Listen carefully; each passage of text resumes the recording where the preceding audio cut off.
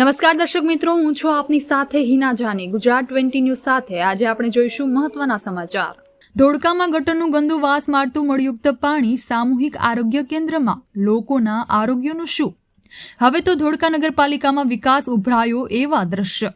સામૂહિક આરોગ્ય કેન્દ્રની અંદર આશરે 1 ફૂટ જેટલા ગટરના ગંદા પાણી ભરાયા હતા. સામૂહિક આરોગ્ય કેન્દ્રની બહાર વહેતું ગંદુ પાણી કોણ બંધ કરાવશે?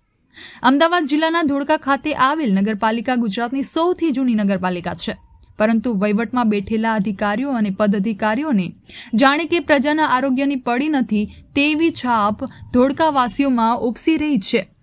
ગદેમાર જકાત નાકાથી મેનાબેન ટાવર આરોગ્ય કેન્દ્ર સુધી ગટરનું ગંદુ વાસયુક્ત પાણી રોડ પર થઈને વહી રહ્યું છે, જેનો નિકાલ કરવા માટે નગરપાલિકા દ્વારા દાખવવામાં આવી રહેલ બેદરકારી કદાચ આગામી દિવસોમાંથી રોગચાળાને આમંત્રણ આપી શકે છે. ત્યારે રોગચાળો ફાટી નીકળે ત્યાં સુધી આરોગ્ય વિભાગ અને ધોળકા નગરપાલિકા રાહ જોઈ રહી હોય તેમ રોજબરોજ આ ગંદા પાણીમાંથી આવતા આરોગ્ય કેન્દ્રએ દર્દીઓ અને પસાર થતા શહેરીજનોના મનમાં પ્રશ્ન ઉદ્ભવી રહ્યો છે. આપણી આસપાસ બનતી ઘટનાઓના સમાચારો જોવા માટે ગુજરાત 20 ન્યૂઝને લાઇક કરો, શેર કરો અને ચેનલને સબસ્ક્રાઇબ કરો.